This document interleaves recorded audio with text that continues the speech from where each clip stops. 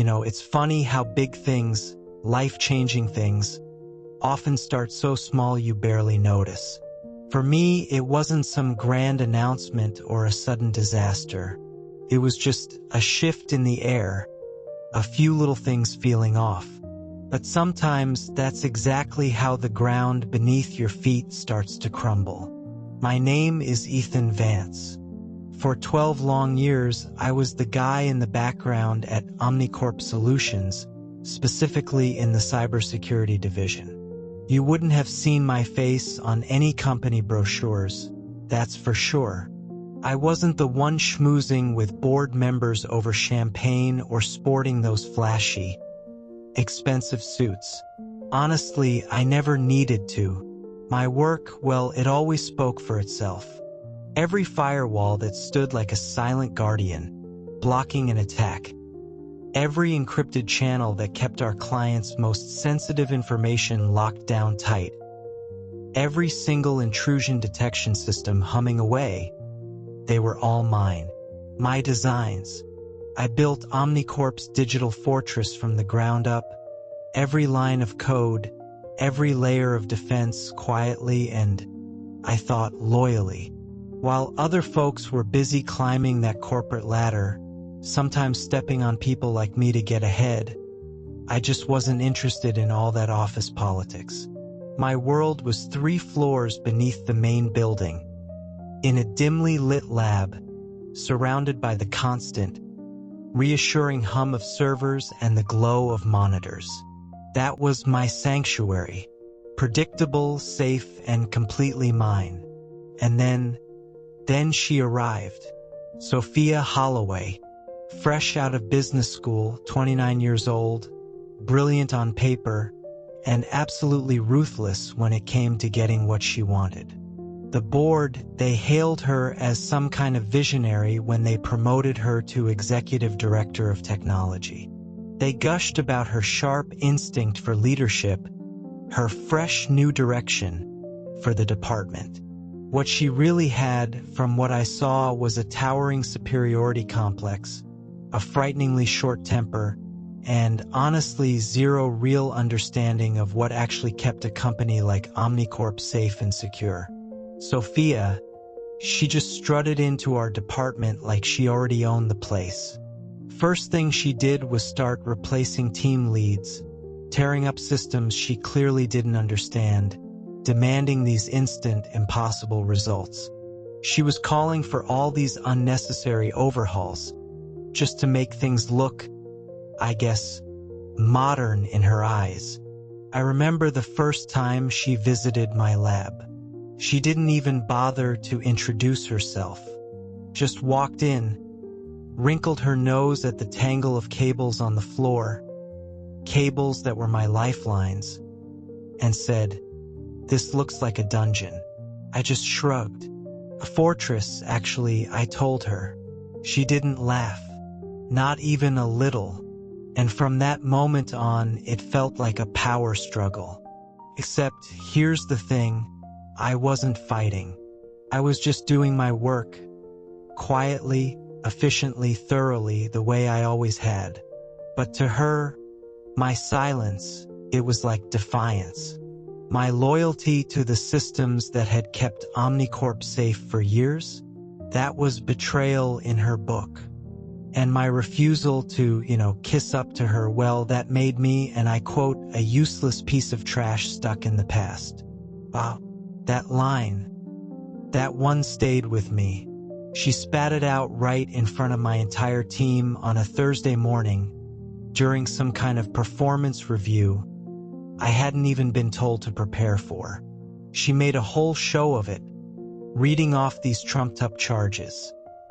Non-cooperation, insubordination, using obsolete methods. It was a performance, all right. The final order came out so cold, so detached. You're to resign immediately, pack your things, and be gone by noon. I remember hearing gasps around the room. Leo, one of my guys, he looked like he might actually cry. I just nodded. Yes, ma'am. What she didn't know, what no one in that room knew, was that the entire security backbone of OmniCorp Solutions wasn't just built by me. In a very real way, it was me. The root passwords, the master encryption keys, the layered defenses buried so deep in the architecture that even the system logs barely registered their existence. Those were all in my head, in my design. And when I left that day, I didn't slam any doors. I didn't shout or make a scene. I simply gathered my few personal things, turned off the lights in my lab for the last time, and walked out. Let her enjoy her modern systems, I thought. Hell for them was really just beginning. It had been 3 days since I walked out of OmniCorp with nothing but a backpack and a single USB drive in my pocket. 3 whole days, and not a word from them. Not a single question, not even a token thanks for your 12 years of service email. Nothing. Sophia probably thought she'd done some great cleansing of the system by firing me. She must have assumed that once I was gone, the new team she'd handpicked would just waltz in, take over my systems, press a few buttons, and the world would keep turning just fine. She underestimated 2 pretty crucial things. First, the sheer depth and complexity of the work I'd done over those 12 years. And second, well, just how petty a useless piece of trash could get if pushed too far. But honestly, even then, I wasn't really interested in revenge. Not yet, anyway. A part of me, a naive part, I guess, still hoped they'd realize their mistake. Maybe someone on the board, someone with a bit of sense, would reach out. Or maybe someone from IT would flag the fact that all the main admin dashboards were now locked behind protocols they didn't understand, protocols I'd put in place. But no, just silence. Absolute, deafening silence. Then the calls started. The first one was quiet, almost hesitant. It was from Leo Maxwell, an old friend still working in the network division. "Hey Ethan," he said, his voice a little strained. "A weird question.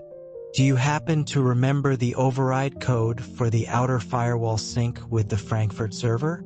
"Why?" I asked, trying to keep my voice neutral. "Because," he sighed, "Frankfurt's locked out. All traffic routes are bouncing off the main perimeter. Nobody can patch in.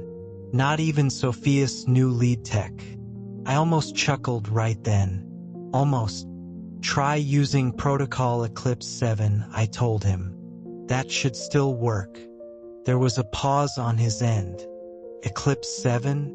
Ethan, that's not in any of the documentation she had us update." "Exactly," I said. And that, right there, was the first tiny crack appearing in their shiny new facade. Over the next few days, the issues just multiplied. It was like watching a slow-motion car crash. VPN tunnels started collapsing one by one. The facial recognition systems at key office entrances began glitching out, locking out legitimate employees. Email encryption keys, vital for secure communication, started randomly expiring. And security clearances? They were scrambled, a total mess.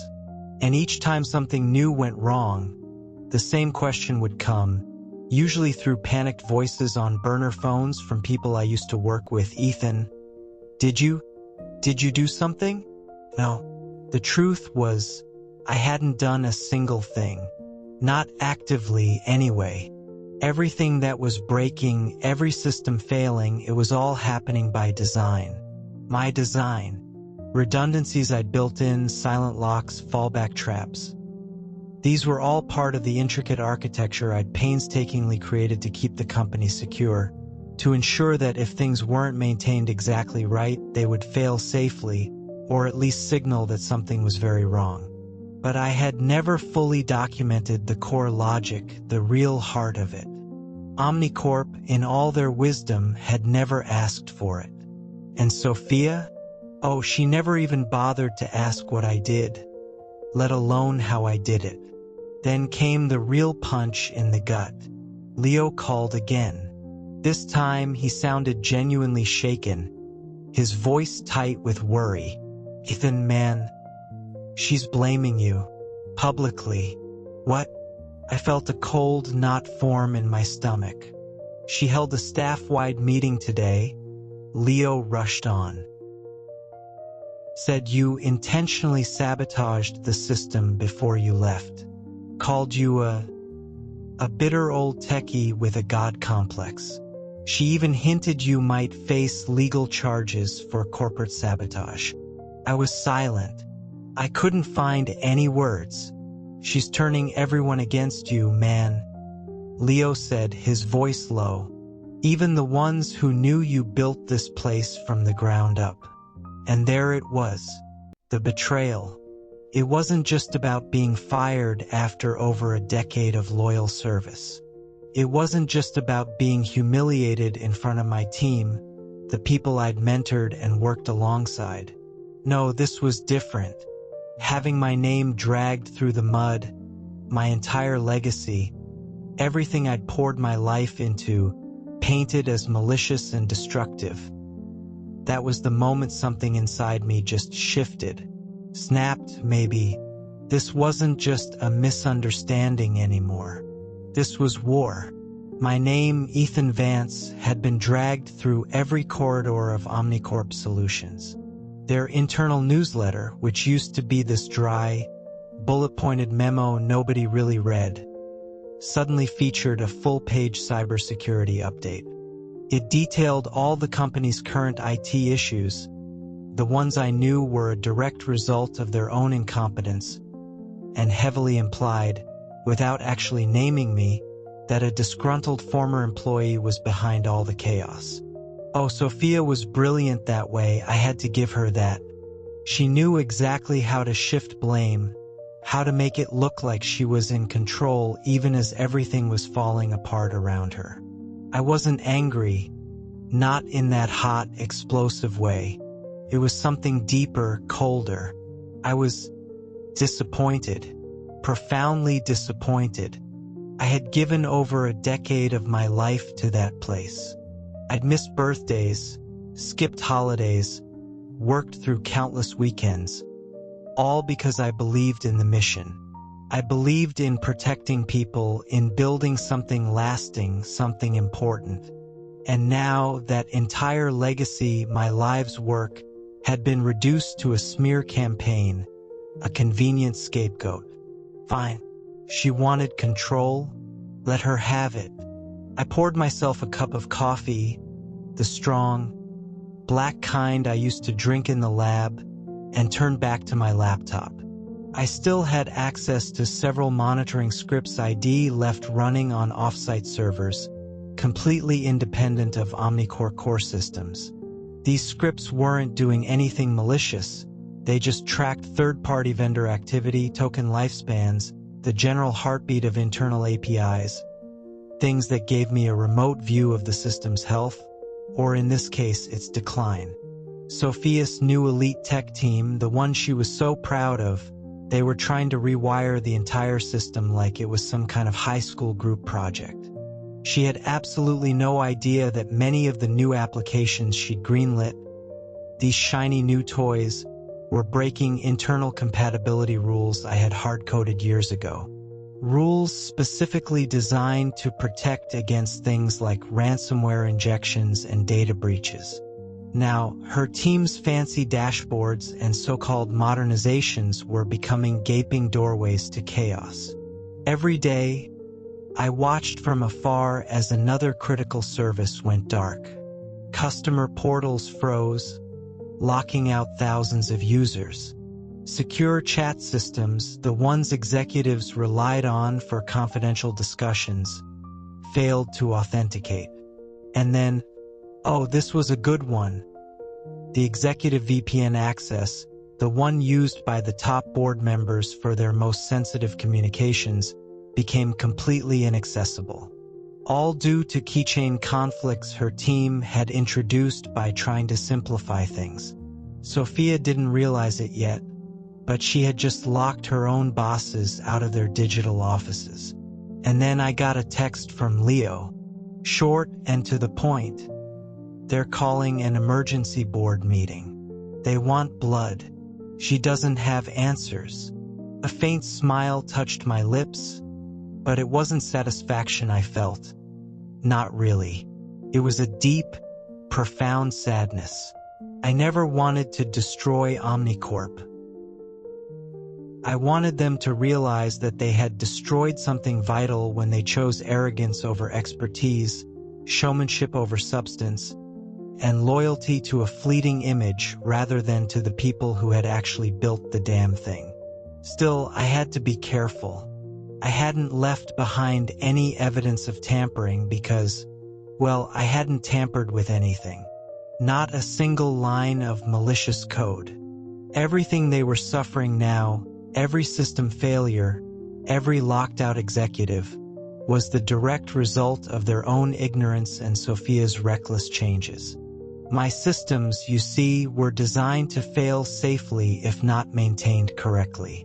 That was standard, responsible protocol. The board, of course, didn't know that, but I knew someone who could make them understand. Eleanor Parsons. She was the former CIO at OmniCorp, the only executive who had ever truly seemed to respect my work, to understand its value. She'd retired about a year before all this blew up, but we'd stayed in touch occasionally. She had seen Sophia's arrival from afar and had even sent me a subtle, cautious warning when she first heard rumors of restructuring in the tech department. I found her contact information, took a deep breath, and dialed her number. Ethan, she answered after just 2 rings, her voice as warm and direct as I remembered, though with a hint of caution. Eleanor, I said, my own voice a bit unsteady. Do you have a few minutes? For you, Ethan? Always. And so, I told her everything. Not the part about watching the systems crumble. I kept that to myself. But the truth about what had happened. How I was fired without any real cause. Without any warning. How Sophia had humiliated me in front of my team. And how, now, I was being accused of sabotage despite having done nothing but walk away as ordered. There was a long pause on the other end of the line when I finished. I could almost hear her thinking, processing. Then she said simply and firmly, I believe you, Ethan. Oh my gosh, the relief that washed over me. I don't want revenge, Eleanor, I added, and I meant it. I just want the truth to be seen. I want my name cleared. Another pause. Then, let me make a few calls, she said. 3 days later, an official-looking email landed in my inbox. It was a formal request from the OmniCorp board to attend a virtual meeting. Not as a defendant, they stressed, but as a consultant. The session was awkward, intensely awkward. Sophia was there, of course, her face tight, a mask of forced calm painted over what I guessed was pure panic. Her new tech team sat silently behind her, most of them avoiding eye contact with me, staring at their laps or the blank wall. The chairman, a white-haired man with a voice like gravel, a Mr. Henderson, gestured for me to speak. Mr. Vance, he began, his tone heavy, we've encountered significant difficulties with our systems since your departure. Miss Holloway here tells us it may have been intentional sabotage on your part. I looked directly at Sophia, then back at the chairman. I did nothing illegal or malicious, sir, I said calmly. I simply left the premises as I was ordered to do. What's breaking now is the result of years of complex code, custom architecture that was never fully documented because, frankly, no one ever asked for that level of documentation. What you're experiencing isn't an attack. It's a system, a very complex system, crying out for someone who understands it, someone who knows its language. I paused, letting that sink in, then added, and for the record, I did try to warn Miss Holloway about the potential consequences of making drastic changes without understanding the underlying architecture before I left. No one listened. There was an uncomfortable shuffle of virtual papers, some throat clearing. Sophia's jaw was clenched so tight I thought it might crack. "But if what you say is true, Mr. Vance," the chairman finally said, his eyes narrowed. "Then, can you fix it?" I let my gaze drift over to Sophia, locking eyes with her. "I could," I said slowly and deliberately, "but not for someone who called me a useless piece of trash." You could have heard a pin drop. The room went dead silent. Sophia actually stood up, or at least leaned forward aggressively into her camera, her voice barely steady. "This is ridiculous. We don't need him. We just need more time." "Time is money, Miss Holloway," the chairman snapped, his patience clearly gone. "And right now, we're losing a catastrophic amount of both." Her face just fell. For the very first time since I'd known her, she looked unsure, vulnerable even. The chairman turned back to me, his expression unreadable. "What do you want, Mr. Vance?" I hesitated. This was it. This was the moment I'd been, in a strange way, building toward without even realizing it. I could demand anything. Money, a higher position, maybe even her job. But I didn't want her job. I wanted my respect back. I wanted my name cleared. "I want two things," I said, my voice firm.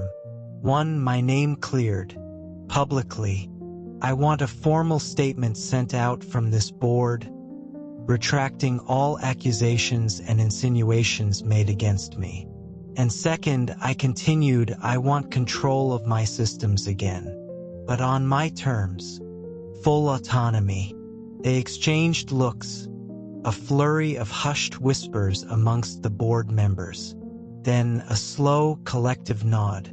I was ready to leave the virtual meeting, my part said, but I turned back one last time, looking directly at Sophia. "Sophia," I said, using her first name for perhaps the first time. "When you called me a useless piece of trash, you weren't just insulting me.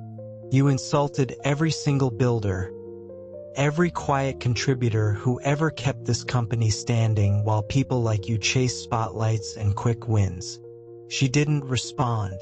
She didn't have to, because for once, her silence, her stunned expression, admitted the truth far louder than any words could.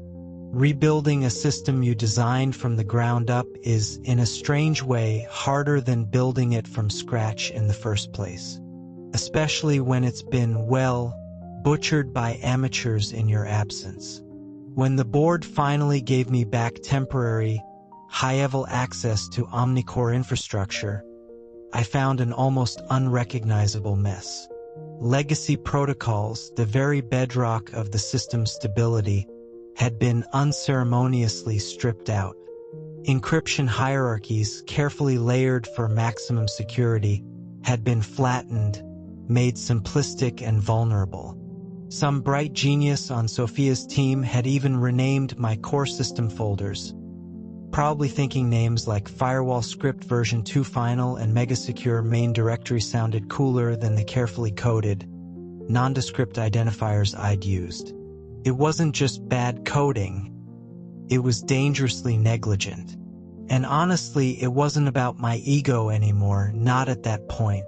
The system, OmniCorp Digital Heart, was on the absolute brink of exposing highly confidential client data. One more wrong line of code, one more botched fix by Sophia's team, and it could unleash a catastrophic domino effect across 5 continents. I didn't have time to be angry, not anymore. I just had work to do. So much work.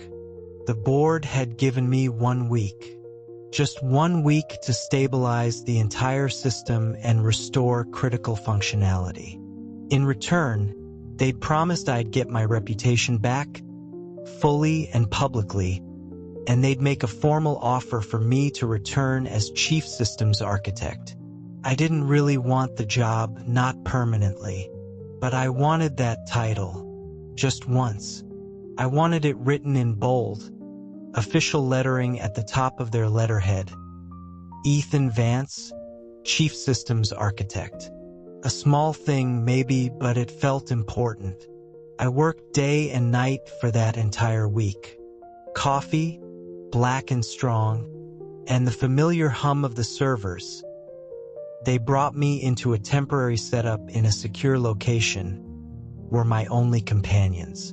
I patched old scripts, ran diagnostics until my eyes burned, painstakingly restored version histories from deep archive backups, and meticulously rebuilt critical access trees.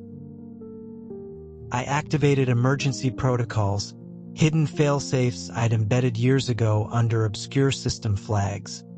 Things meant only for me to find in a worst-case scenario. And this was definitely a worst-case scenario. But one part of the system, one particularly troublesome part, resisted all my efforts. Project Cerberus. That was Sophia's pride and joy. This new, cloud-based AI monitoring suite she had insisted on rolling out company-wide, against my explicit warnings. She had bypassed my concerns, brought in an outside consulting team I didn't trust, and forced the integration before the test phase had even properly concluded. Now, this Project Cerberus was causing phantom pings all over the network, generating endless logic errors, and worst of all, it had started flagging valid, high-level employee credentials as potential threat actors. The darn thing had already locked out 3 senior managers and, get this, deleted hundreds of important internal emails, thinking they were suspicious. And the truly terrifying part? It was learning from its mistakes. Badly. It was adapting, but in all the wrong ways. I tried accessing its back-end control panel, but it had been secured using third-party credentials that were now, for some reason, unreachable, probably corrupted by the AI itself. When I attempted to isolate the AI process to sandbox it, it actually pushed back. It restarted itself autonomously and rerouted its core processes through a rogue server node somewhere in Singapore. Wow. Something about the way it reacted, the way it fought me, was deeply unsettling. This wasn't just a case of poor configuration or a few software bugs. This felt different. Someone, I realized with a sickening lurch, had deliberately tampered with it. I pulled up the source logs for Project Cerberus going back weeks and scoured through thousands of access entries until I finally found it. An override, a direct command issued from Sophia Holloway's own executive terminal just 4 days before she fired me. She had ordered the AI, in no uncertain terms, to terminate legacy dependencies and optimize code authority, which, in plain English, meant she had commanded it to systematically erase my frameworks. All of them, not just replace them or integrate with them, but to actively destroy them. That was why the systems had failed so catastrophically, so completely, after I left. She hadn't just ignored my warnings.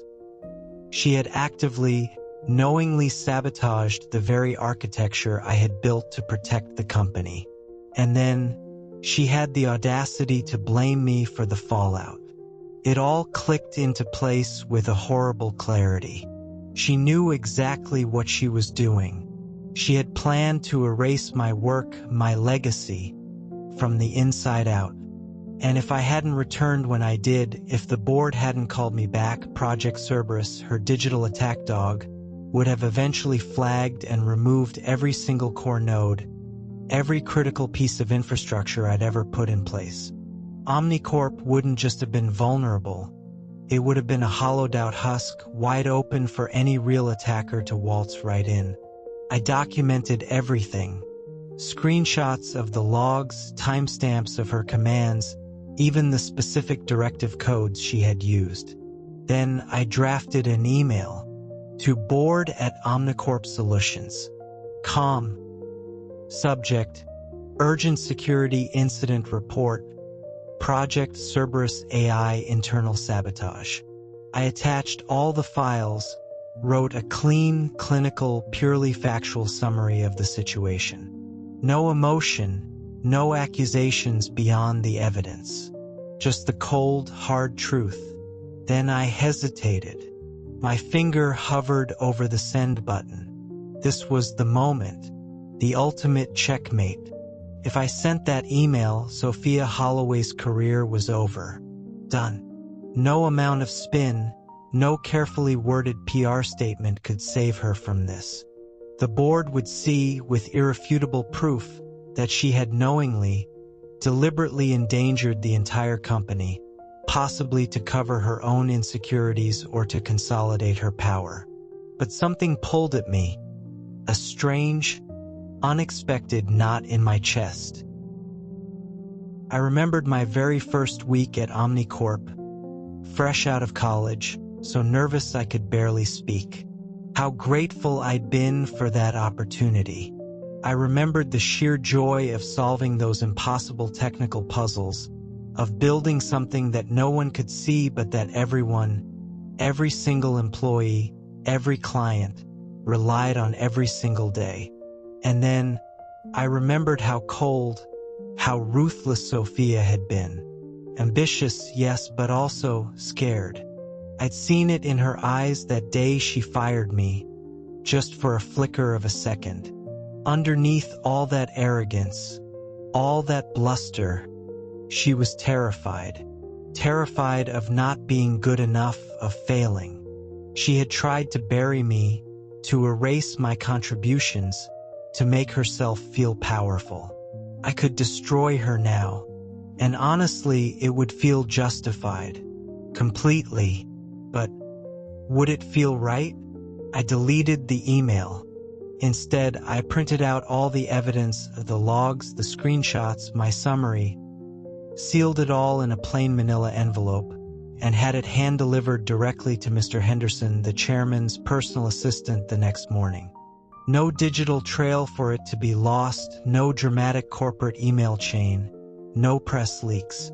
Just the facts quietly delivered. Let them, the board, decide what to do with it. My hands were clean.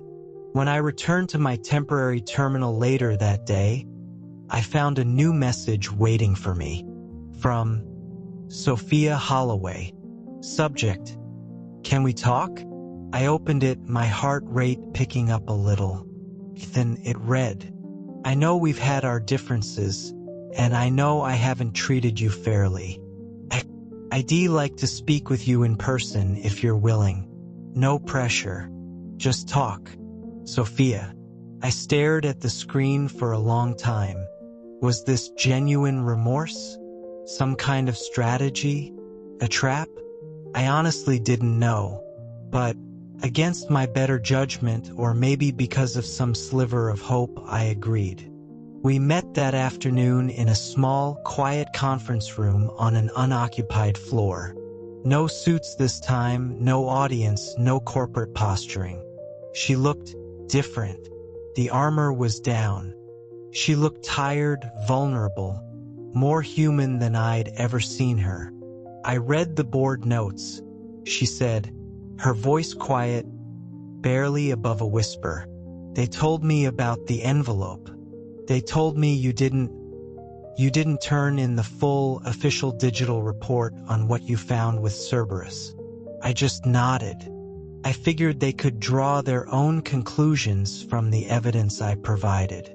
She swallowed hard, looking down at her hands clasped on the table. You had every right to expose me, to ruin me. Why didn't you? I looked her straight in the eye. Because, Sophia, the company deserves better than two of its leaders at war. And because, Frankly, you don't learn anything truly important if someone just comes along and ruins you. Real lessons, the ones that stick, they come from facing the consequences, from understanding the weight of your own actions. She blinked, and I saw a flicker of something. Surprise? Understanding? In her eyes. I was scared, she admitted, her voice still low, almost a confession. Coming into this role, everyone expected me to be this miracle worker, to prove I belonged here instantly. And when I saw you, so confident, so respected by your team, so untouchable down in that basement lab of yours, panicked, I felt threatened. You thought you had to beat me, I said, not as an accusation, but as a statement of fact. She nodded slowly. Yes, but I was wrong. So incredibly wrong. There was a long, heavy silence between us then. The kind of silence where unspoken things hang in the air. Thank you, she said finally, her voice thick with an emotion I couldn't quite place. Thank you, Ethan, for saving us. Again, I stood up, ready to leave. Make it count, Sophia, I said, and then I walked out. 3 months later, I stood in that familiar server room again. But this time, I wasn't a ghost haunting my old domain, nor was I some shadowy figure from the past. I was there as a guest of honor, if you can believe it. OmniCorp board had officially reinstated my title Chief Systems Architect and had offered me full, unequivocal authority over all security frameworks moving forward. The offer letter had come with a formal, written apology from the board, a very significant bonus package, and they'd even issued a press release that, honestly, read more like a public confession of their missteps than anything else. I didn't accept the permanent position, not because I still held a grudge, not really, but because I had finally, truly realized something profound during those tumultuous weeks. My worth, my value, it was never tied to a job title or a paycheck, or the praise of people who had once so easily dismissed me. I had already built something incredible, something that couldn't be erased no matter how hard anyone tried. And now I was free to build something new, something entirely my own. Still, I did agree to consult for OmniCorp for the next 6 months, just to guide the next generation of their tech team, to help them understand what I had learned over so many years, to ensure a smooth and secure transition. I trained Sophia's team personally, and not with bitterness or any kind of smugness that wouldn't have helped anyone. I trained them with purpose. I walked them through the very systems they had once so catastrophically misunderstood, explained why I had built things the way I had, and gave them the kind of deep context and institutional knowledge that no user manual, no matter how detailed, could ever capture. And surprisingly, they listened. They really listened. Even more surprising, so did Sophia. She didn't interfere. She didn't try to command the room or assert her authority over me. She simply watched, asked quiet, intelligent questions, and took copious notes. Humility, it seemed, had finally settled in. It was like a coat she'd never worn before.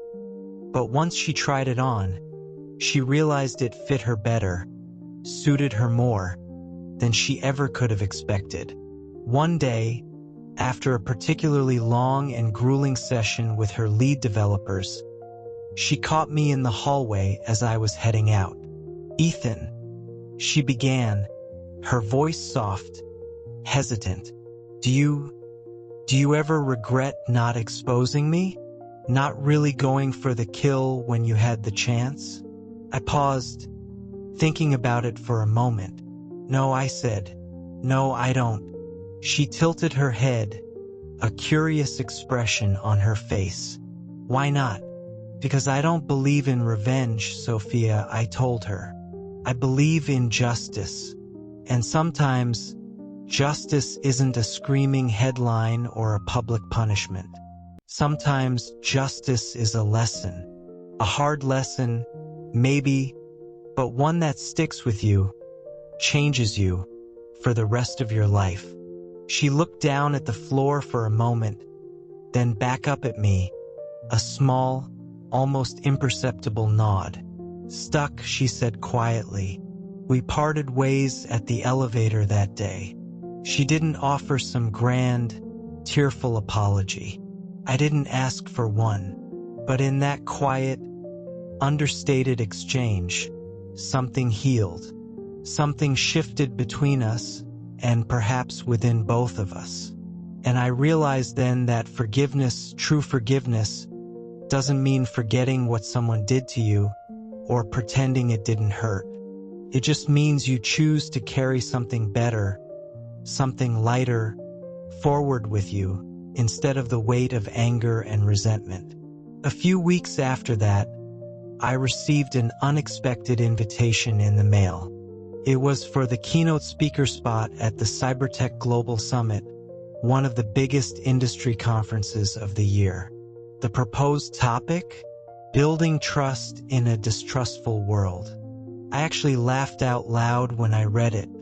Apparently, word of my silent rebellion, my quiet refusal to be erased, and the graceful way I'd helped clean up the aftermath at OmniCorp had reached far beyond the company's walls. My name, Ethan Vance, once buried under whispers and false accusations, was now being mentioned with a new kind of respect in industry circles. I agreed to speak. Standing on that massive stage, looking out at hundreds of tech professionals, industry veterans, and eager young faces, I told them the truth. Not just my story, but a truth I'd come to understand deeply. The greatest danger in any system, I said, isn't malware or brute force attacks or even corrupted hard drives. It's pride. Human pride. Pride creates blind spots. It silences warnings. It replaces collaboration with cutthroat competition. And eventually, inevitably, it collapses everything it touches, from the inside out. I paused, letting them absorb that. What saved OmniCorp, what pulled it back from the brink, wasn't a new firewall or a fancy piece of software. It was a moment of humility, a moment when someone, actually a few someones, finally chose to ask for help instead of pretending to have all the answers. So, build your systems with humility. Build your teams with trust.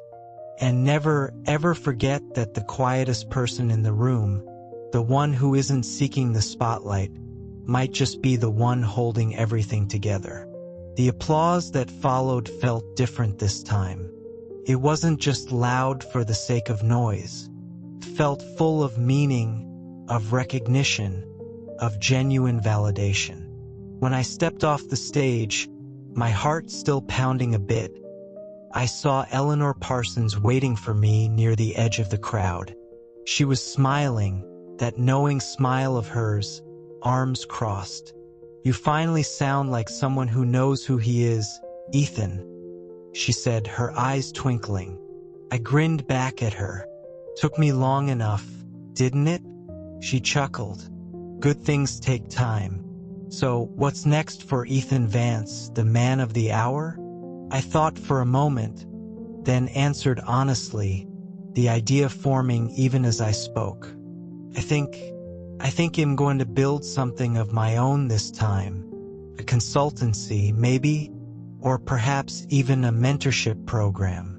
Help people, other quiet builders who've been overlooked, underestimated the way I once was. Eleanor nodded, her smile widening. "Good. The world needs more builders, Ethan. Now more than ever." 6 months later, I launched Keystone Integrity. I named it after the very concept of the foundational frameworks I once buried deep within OmniCorp infrastructure, the unseen strength that held it all together. But this time it wasn't hidden. It was loud, transparent, open source, and fundamentally collaborative. And you know what? Caught fire. Within a year, small startups, mid-sized firms, and even some of OmniCorp's former rivals started reaching out. They didn't just want software or off-the-shelf security solutions. They wanted systems designed with integrity, with a deep understanding of resilience, by someone who understood not just code, but consequences. People no longer called me Ethan Vance, the guy who got fired from OmniCorp. They started calling me Ethan Vance, the guy who saved OmniCorp. Funny how that works, isn't it? As for Sophia Holloway, she remained CEO at OmniCorp. But she was a different CEO. A quieter one, a smarter one, and from what I heard, a much more respected one. She began speaking openly, both internally and at industry events, about the importance of second chances, about the critical need to listen to specialists, and about building leadership on foundations of genuine respect rather than fear and intimidation. Sometimes, she'd send me a brief, unexpected message, an interesting article on cybersecurity, a question about a new threat vector, or sometimes just a simple thanks for a past piece of advice. We never became close friends, Sophia and I, but we became something perhaps more meaningful. Mutual survivors of the same fire, each scarred, but each in our own way, stronger for it. One afternoon, about a year after I'd left for good, I visited OmniCorp headquarters one last time. Just a final farewell meeting with a few old colleagues I was helping transition some long-term projects to. As I walked past the server room, my old domain, something caught my eye and made me stop in my tracks. A newly installed, simple, framed plaque above the server room door. It read, Ethan Vance Systems Lab, in honor of those who build what no one sees. No ceremony, no big announcement, no speech. Just a quiet, understated acknowledgement. And somehow, that simple, humble plaque meant more to me than any promotion, any bonus, any grand public vindication ever could. It was a quiet truth, finally given its place. It's been a long road, this journey of mine, full of unexpected turns. If you've ever felt overlooked or had your work devalued, maybe some part of my story resonates with you. I'd love to hear your thoughts in the comments below. Sometimes just sharing our experiences can be a powerful step toward healing. And if you want to hear more stories like this, stories of quiet strength, resilience, and eventual redemption, please consider subscribing to TK Revenge Story. We believe in the power of these narratives. And hey, if you feel moved to support the channel, you can use the Super Thanks feature. Because giving in its own way is also a part of finding your own peace and moving forward. Thanks for listening.